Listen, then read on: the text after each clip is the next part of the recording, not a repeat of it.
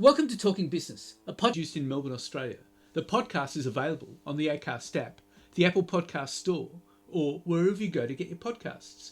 Or you can get it at the Business Acumen website at www.businessacumen.biz. I am Leon Gettler.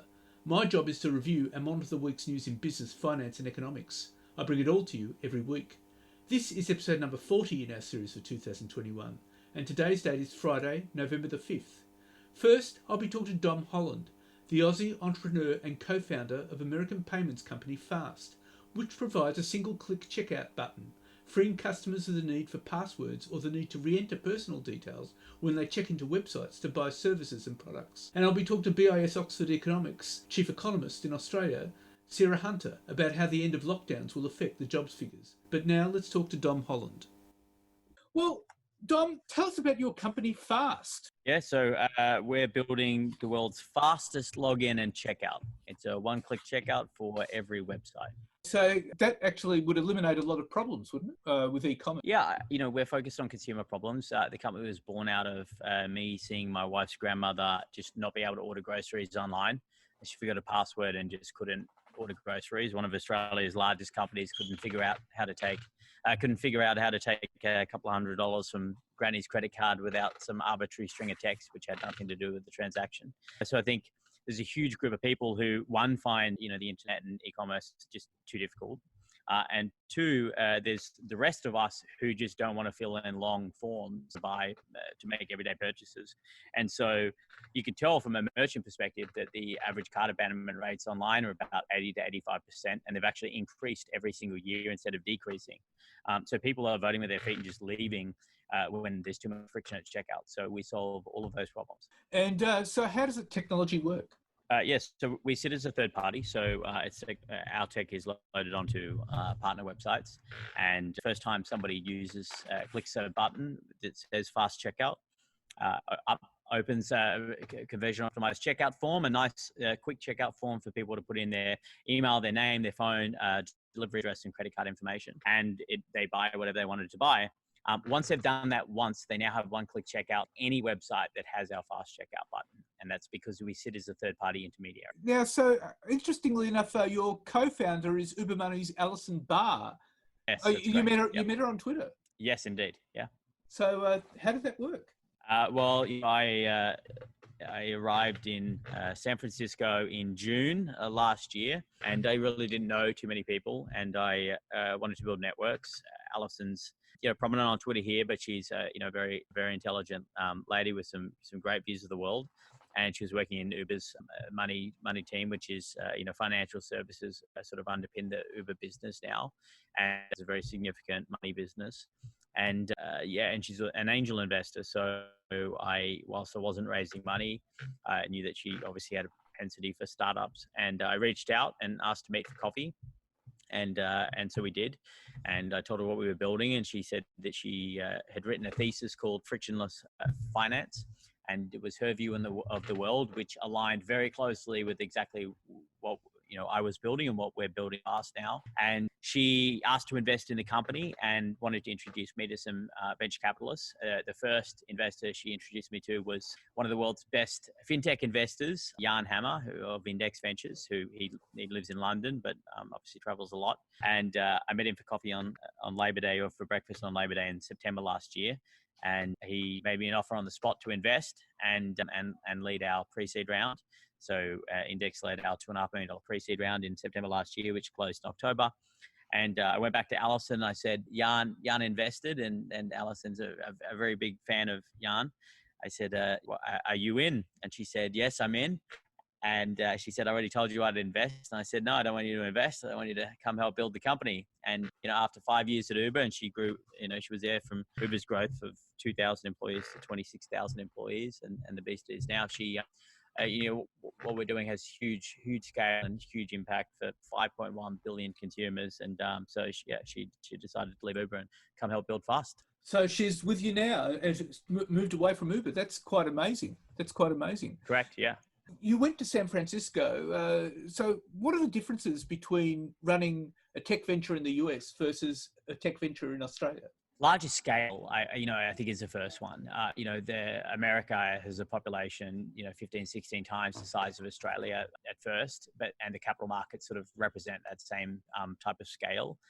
And the startup ecosystem here is more mature than Australia's. So, there's a lot more capital available, but it's also, the capital is more readily available for earlier stage startups. Australia prefers to de-risk, opportunity further, or invest in lower risk opportunities than early stage. So that's probably the biggest difference. The second thing is, and actually arguably the biggest difference here is the ecosystem. So there is an incredible and incredibly dense ecosystem of talent here, right? You imagine almost every, or the vast majority of the world's largest tech companies have come from a very small radius here.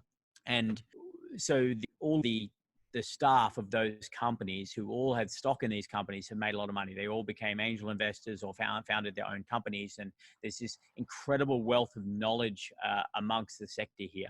It's also a really sophisticated market in terms of startup employees. Typically the salespeople or admin managers, of tech companies or office managers or anything else, typically understand how startups work. The different stages that startups go through, different funding milestones, different revenue targets. They understand that better than a lot of Australian founders, just because it's a very sophisticated startup market here. So this ecosystem is kind of unparalleled just from experience. Australia just hasn't had the density of wins and of large tech companies and exits and startups that have sold for billions of dollars that you have here. So we just don't have that depth of experience in our market. And of course, it's in San Francisco, so it's everywhere, isn't it? Because it's near Silicon Valley. Yeah. So San Francisco is in the heart of Silicon Valley. That's right. Yeah. And so, as well as that, I mean, you wouldn't have trouble then finding staff and talent for your company in that sort of ecosystem. Well, it's a two-sided. So in November last year, 2 people. We're now 27, 28 people. So we've grown very quickly. At the time, it is one of the most competitive job markets in the world for tech workers, especially engineers. Engineers are like, basically run this town and command, exceptionally high comp and package and salaries. And it's just very competitive to vying for like great engineers. And so, I find we find ourselves often literally pitching individual engineers to join our team much harder than we would pitch to investors to invest in a company. It really, it's a very extreme and unusual place, but it's also the magic of the place. So whilst there's a lot of experienced talent here, it's in high demand. So where do you see Fast developing from here? I mean, you've been going for about a year, so how do you see it developing? Yeah, the next year is about, distribution of our button to as many websites as possible. So as many consumers as possible can check out in one click. That's our goal. We have, a soft target of doing $1 billion in annualized GMV, or sort of top line revenue running through the product, top line sales rather, running through the product by the end of the year. So by December this year. And we want to keep making it easy as many consumers as possible to use Fast. And there's 5.1 billion internet users around the world and growing. And our goal is to serve all of them. To actually create frictionless e-commerce. Correct. Yeah. And finally, what does it take to keep up business morale during a global pandemic? Yeah, I joke often that we've been so busy that I don't think our team realizes they're working from home yet. But I do think that there is something to that. If you were spending couch watching Netflix all day and didn't have anything to do, I think that would be a fairly morale draining time. I think keeping busy is important. But we're really tight knit. We have Zoom lunches, virtual coffee times. I meet with every team every single day in the morning. We have happy hour and all hands, and we have a lot of activity and social activity between the team. But we do just have a lot of work on as well, and I think having really good communication is absolutely key. So, what are the big lessons you've learned from running your company? You got to run fast, no pun intended. But it really is the truth. The secret sauce of startups is that they can just run faster than corporates can. They can, they're much more agile. They can get a lot done in a lot shorter amount of time. They've got less bureaucracy, less red tape, less friction in that process. So, the biggest, thing we are renowned for is, working at a pace that even other startups just don't work at. We get a lot done. We're very extremely ambitious, and working at the pace we work at means that we can unlock a lot of value a lot faster. So just getting through more activity than others, and good activity is key. Well, Dom, we'll be watching fast with a lot of attention, and thank you very much for your time. Pleasure. Thanks for having me. And now let's talk to BIS Oxford Economics Chief Economist in Australia, Sarah Hunter. Well, Sarah, the latest payroll figures are up 0.2%, and they indicate that the effects of the lockdowns might have been going away in terms of jobs market. What's your view about it now that Victoria's coming back and New South Wales back? Yeah, I mean, obviously, we definitely expect that that's going to see an improvement in the data. People are able to get back to work. And so that'll come through, first off, on the payrolls data. That's the really high frequency stuff that we get from the ABS. It's very, very timely. And eventually it's going to get into the official labour market data that we get as well. But there's going to be a bit of a delay with that one. The way the survey is structured, when they ask the questions as well, means that it's likely to be, we should see some impact in November, but it's really going to be the data we get in December, which will refer to November, where we start to see the full impact, because that's the point in time where the reopening of Victoria will be picked up and New South Wales being fully up and running as well. But not a surprise that things are getting better. We expected that, and it's great to see that it's happening. But the issue too is that there's lots of reports of job shortages at the moment. With hospitality industries can't get anyone, Commonwealth Bank can't get anyone. So are companies actually in a position to pick up workers? It's a bit of a balancing act, and it's different in different sectors. And you also have to sort of keep in mind, there's always, particularly around hospitality, where they've been shut down, obviously one of the most impacted sectors by the lockdowns. There's always a little bit of frictional unemployment where the business might want to open up, get fully up and running right now if they can, but it just takes time to find people and to get them in. So that's one aspect to this. Another aspect to it, particularly affecting hospitality, that we were seeing before the lockdowns, and we're now seeing it re-emerge at this point, is that that's a sector that's disproportionately quite reliant on overseas workers. So some of the international students, the temporary visitors, the working holidays, that group of people, typically younger workers, they would often find a part-time job in hospitality. We've just got fewer of those people in the country right now, obviously, with the closed border. So for that sector in particular, it's a bit challenging. The CBA, it's a little bit different. They don't normally rely on students to fill their roles, particularly. But for them, what we're seeing, and for finance more broadly, it's one of the sectors that's done particularly well through the pandemic. We've obviously seen a really strong response from the housing market, lots of mortgages being written, lots of activity generally in financial services. So for them, it's a sort of good old-fashioned strong demand, looking for labour, and it's that kind of demand-supply balance coming through. So different reasons for different parts of the economy.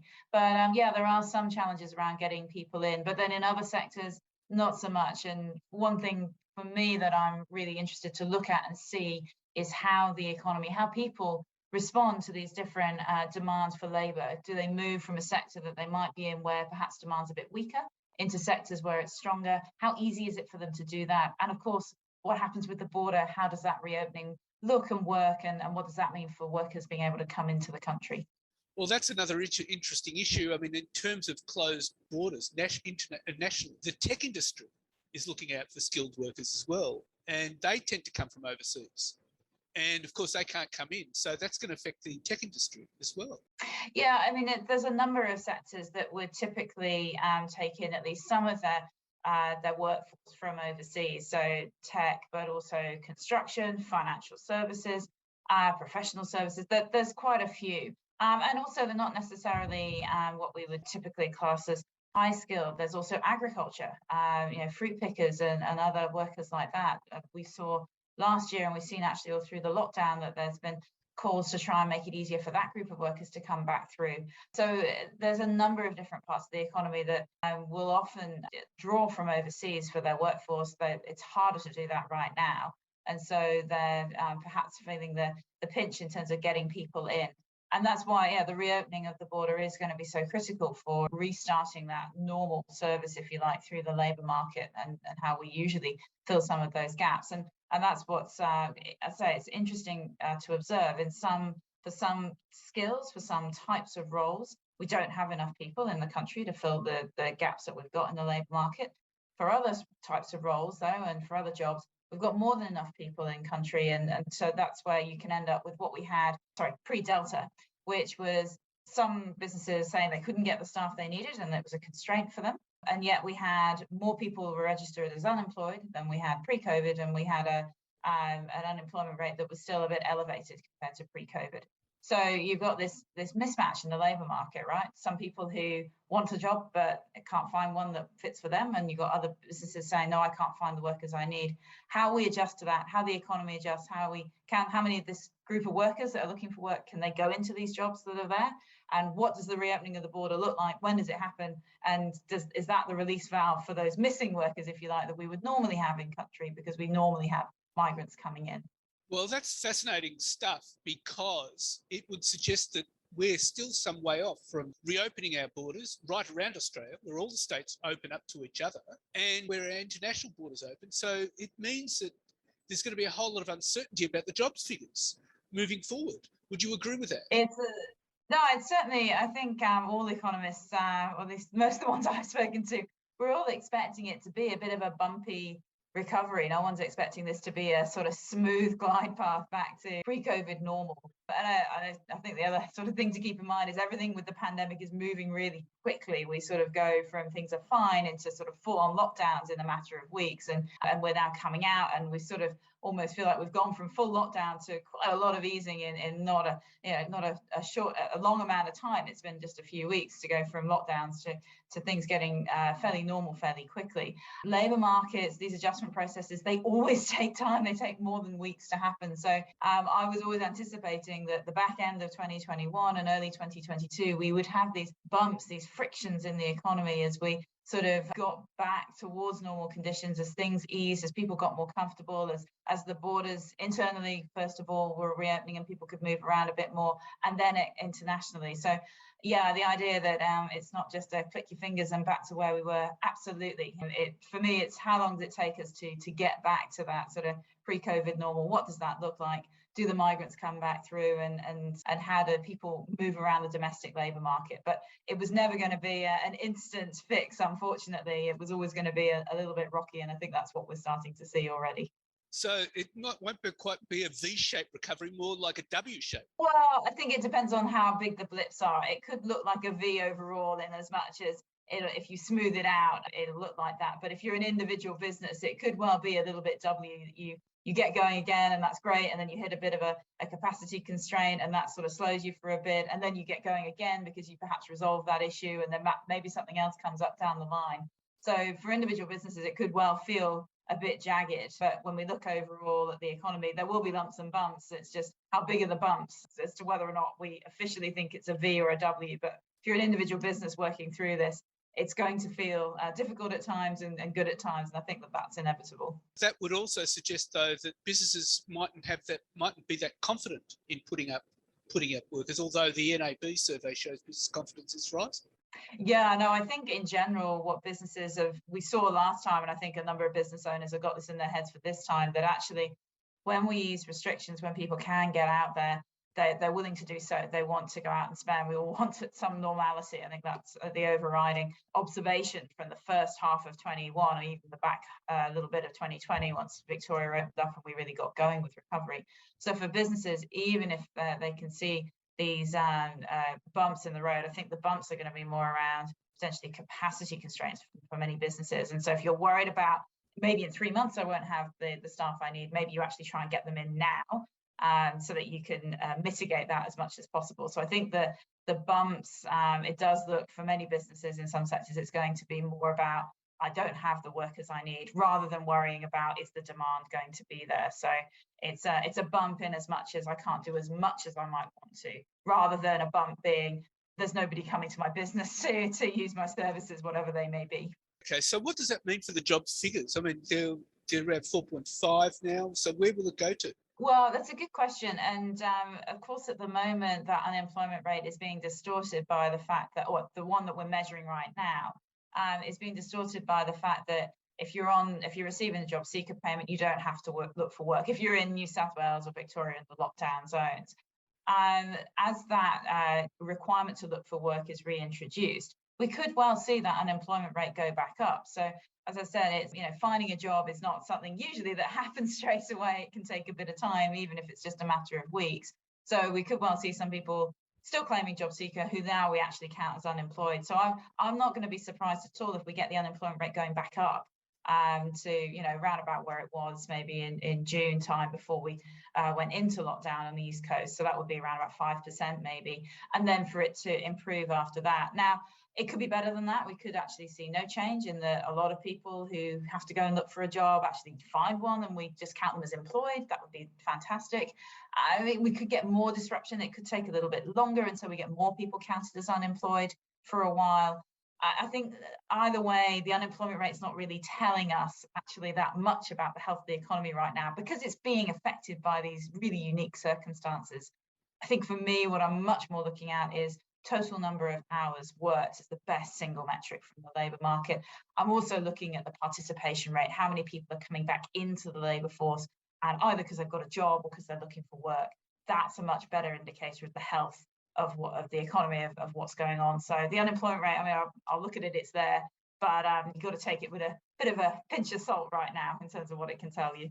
And in terms of the RBA, no wonder they're waiting till 2024 with so much uncertainty. Well, yes, although I have to say I'm definitely in the camp of economists that think that they'll be going before then.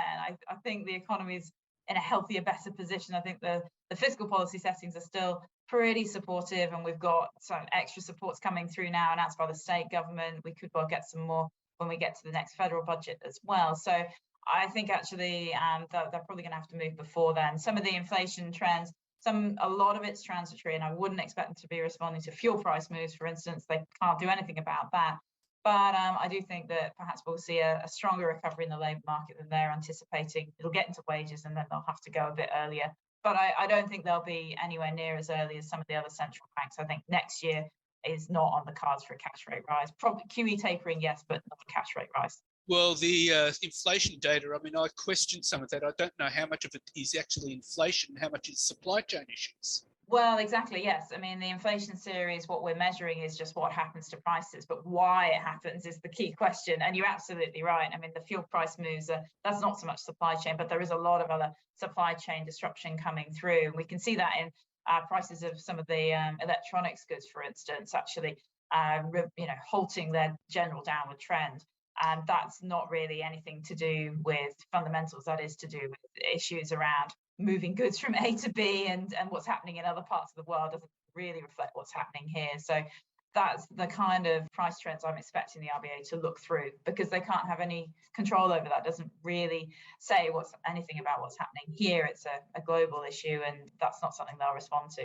So yeah, I don't think that we'll see a response next year, because a lot of the inflation that we're going to get over the next few months will come from those kind of factors rather than domestic fundamentals.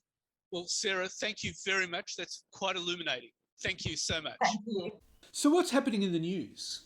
Well, Australia has made a $2 billion pledge to the United Nations Climate Summit in a promise to do its part to limit the rise in global temperatures, as activist groups call on the country to spend 8 times as much to honour its obligations.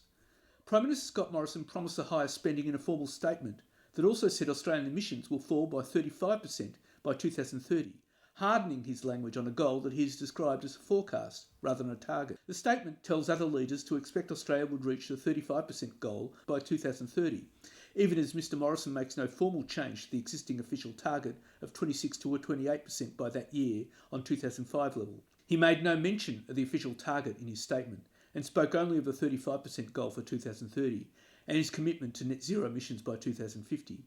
The pledge is an increase in Australia's formal commitment to a US $100 billion, that's Aussie $132 billion, annual climate finance scheme for developing countries that was first promised by the world's wealthier nations at a COP summit in South Africa in 2011. Activist group Avars, which organised protests around the G20 summit last weekend, estimated Australia should commit at least $3.4 billion a year as its share of the annual climate fund. That is 8 times the government's new pledge, which amounts to $400 million each year. And Scott Morrison has taken his technology-driven climate pitch to the world, presenting it as a solution to the policy gap between developed and developing nations, which is stopping universal global action on global warming. Speaking at a COP26 global summit in Glasgow, the Prime Minister said developing affordable and scalable low emissions technology was the only realistic mechanism for major emitters such as India to come on board. The world is split over climate action, with a bloc comprising China, India, Russia and Brazil taking a lead in stymieing any meaningful consensus at the G20 leaders meeting in Rome over the weekend. Of those nations, only India has its leader, Narendra Modi, at Glasgow. He committed India to net zero emissions by 2070. Mr Morrison said it was unrealistic and naive to expect all nations to move at the same pace using the same methodology. His technology plan has been slammed at home for being light on detail and heavy on hope. He told the UN conference the requisite technology would materialise. But the country's leading climate technology experts have warned the Australian government not to expect future technology to solve its climate change problems, saying it must develop a policy-driven approach to let existing technology drive down fossil fuel usage now. Eitan Lenko, chairman of the climate change think tank Beyond Zero Emissions, said what the climate tech investment community needed from the government was policy designed to hasten the uptake of renewable technology, not a document simply stating that technology would magically solve the problem. An electric vehicle charging infrastructure has been elevated by the Morrison government as a key net zero enabling technology, 2.5 years after the Prime Minister mocked EVs as incapable of towing trailers, boats or reaching a family's favourite camping spot. Stunned by the speed in which global car makers are racing towards mass EV production, the government now accepts that instead of ending the weekend, as Morrison famously claimed during the 2019 election campaign, electric vehicles will reach cost parity with internal combustion engines within a few years. Ford, GM and a raft of startups such as Rivian have already started bringing large ute-style UVs to the market. Some are capable of towing over large distances. In its second annual Low Emissions Technology Statement, released in Glasgow late on Tuesday night, the government also identified the need to develop digital grids to manage the surging supply of solar and wind power into the national electricity grid. The priority list, which is the heart of Energy Emissions Reduction Minister Angus Taylor's technology not taxes approach to climate change, for the first time identified the use of seaweed to reduce cattle methane emissions and the need for low-polluting concrete. The new priorities add to last year's inaugural list, which included developing clean hydrogen, cheaper energy storage, low-emission steel and aluminium, carbon capture and storage, and soil carbon. Last week, when the government released its 2050 net zero plan, it added so-called ultra-low-cost solar to the priority list. And Business Council of Australia President Tim Reid has warned that Australia will lose the business of its largest trading partners if it does not commit to its plan to reach net zero emissions by 2050 and diversify its export base away from carbon-intensive industries. Speaking at the Impact X Sydney Summit on creating a pathway to net zero, Mr Reid freely admitted the BCA's 130 member companies are our nation's largest polluters and said individual businesses that do not get on board with cut emissions could be locked out of capital markets. Mr Reid said 14 of Australia's top 20 trading partners, representing 83% of the nation's export base, had a net zero target, meaning Australia's future prosperity was at risk without a plan to develop renewable energy export industries like hydrogen. And this week's UN Climate Summit in Glasgow is helping put a rocket under the global market for carbon credits, which have surged to record levels. Last Friday alone, as world leaders began making their way to Scotland, prices for carbon credits leapt 10%. While the global market for carbon credits is still small compared with equity and bond markets, its growth this year has been dramatic. A benchmark price for carbon credits, known as CBLGEO, has galloped from about US 75 cents last October to US $7.50 at the end of last month, and the price will keep rising because of the imbalance between supply and demand. Promises made by the world's 20 largest oil and gas companies to offset their fossil fuel pollution will require about 3 billion tonnes in carbon credit offsets a year, compared with the current global inventory of $500 million in credits. In addition, the market currently generates just 300 million credits a year via carbon capture and storage. An airline such as Delta in the US needs to offset about 50 million tonnes a year. And the Reserve Bank of Australia bowed to market pressure by abandoning a bond yield target and signalling it's open to raising interest rates earlier than its previous 2024 guidance following a quickening of inflation. Australia's Reserve Bank has kept the nation's cash rate at the record low of 0.1% for the 12th month in a row. The central bank has also dumped one of its key stimulus measures known as yield curve control, which was introduced in March 2020, shortly after the COVID-19 pandemic struck. It involved the RBA buying billions of dollars in Australian government 3-year bonds to artificially drive its yield, or return, down to 0.1%. The RBA has opened up the possibility that the record 0.1% cash rate could rise in late 2023, earlier than expected. But market pricing for hikes in 2022 is a complete overreaction to inflation data, Governor Philip Lowe said in a surprise press conference late on Tuesday. And such an eventuality was extremely unlikely, despite underlying inflation exceeding the RBA's expectations 2 years ahead of forecasts. But we cannot reasonably rule out a rate hike as early as next year.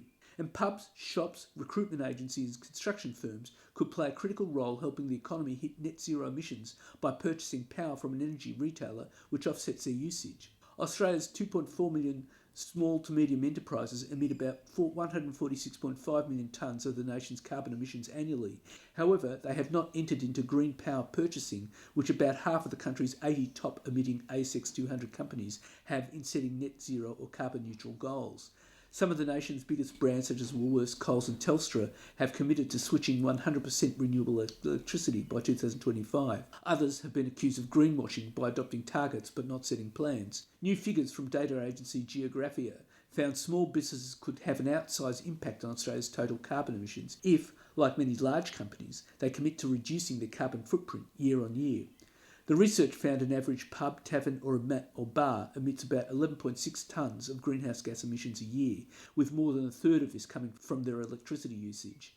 If a pub switched their energy provider to a retailer that carbon offset their energy usage, they could reduce their carbon footprint by about 34% immediately. Commissioned by online electricity retailer PowerShop, the data found if every pub, tavern or bar made the change, it could be equivalent to taking more than 6,800 cars off the road each year. Of the 4 key sectors studied, the construction industry was the largest annual emitter, 76%, followed by retail, 11.9%, professional services, 6.7%, and accommodation and hospitality, 5.7%, making up a total of 6.6 million tonnes emitted. The carbon footprint of these sectors was broken down by 5 key emissions areas: materials, electricity, labour, transport, and other utilities like water and gas. Research found if the 4 sectors signed up to an electricity plan that was 100% carbon offset, it would be the equivalent of taking 770,834 cars off the road. If they offset 100% of their total emissions from materials, electricity, other utilities, labour and transport, it would be the equivalent of 3.98 million cars off the road each year. And Westpac has reported cash profit of $5.35 billion in the 2021 financial year and announced a $3.5 billion off-market buyback, following the lead of the other major banks. While its cash profit fell short of expectations of $5.42 billion, it was twice as much as a year ago. Statutory net profit rose 138% to $5.46 billion. However, investors dumped the stock after a poor margin performance by its key home lending business and emerging scepticism that the bank will achieve its much-trumpeted $8 billion cost base in 2024. And Seven West Media has entered into an agreement to acquire Prime Media Group for $121.9 million.